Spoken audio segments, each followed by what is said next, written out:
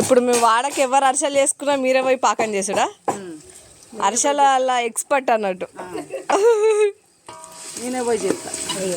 ఏ వంటలు చేయడానికైనా వెనక ముందు ఆడారు, కానీ ఈ పిండి వంటలు చేయాలి, ముఖ్యంగా అరిసెలు చేయాలంటే అందరికి ఇది సాధ్యమైన పని కాదు, కొందరికే ఇది సాధ్యము. ఎందుకంటే అరిసెలు పాకం అటు ఇటు అయిందంటే ఇంకా పిండి ఆ బెల్లం మొత్తం వేస్ట్ అయినట్టే. అందుకే ఆ సాహసం మేము చేయలేము. మా పిన్ని వాళ్ళ పక్కన అంటే ఎవ్రీ ఇయర్ బెల్లం పాకం ఆమె పడుతుంది అన్నట్టు. పాకం బట్టి ఇట్లా పిండి కూడా మొత్తం రుబ్బి పెట్టిపోతుంది. దాని తర్వాత మేము అరిసెప్పలు వేసుకుంటూ కాల్చుకుంటాం అనమాట. పాకం చూసిల్లా ముదురు కాకుండా తీగ పాకం కాకుండా లేత పాకం వచ్చింది. పాకం ఇటైనా అటైనా అరిసెలు అయితే ఫెయిల్ అయితే దీంట్లో నువ్వుల పొడి పల్లీల పొడి కూడా వేసిల్లు. జస్ట్ ఒక ముద్ద లెక్క వస్తే సరిపోతుంది పాకం. బియ్యంపి డేస్ మంచిగా రుబ్బిన తర్వాత కొంచెం ఒక లేయర్ వరకు నూనె వేసుకొని ఇంకా మనం చిన్న చిన్న ముద్దలు తీసుకొని నూనెలో కాల్చుకునుడే. ఇంతే సింపుల్ అన్నట్టు అనిపిస్తుంది, కానీ ఒక్క పాకం దగ్గరనే మొత్తం ఉంటది హిట్ ఆఫ్ ఫ్లాప్ అని. మళ్ళీ వీళ్ళది ఏంటంటే ఊళ్ళల్లో మన లెక్క ఒక కప్పుకి 2 కప్పులు అన్నట్టు ఉండదు, అందాది వేసుకుంటా ఓడే సరిపోయింది అంటే ఆపుతారు అన్నట్టు. ఇవి మన లెక్క మెజర్మెంట్స్ ఏమి ఉండవు చెప్పడానికి. ఈ ఇయర్ మా అరిసెలు సూపర్ సక్సెస్ అయినాయి. మరి మీవి?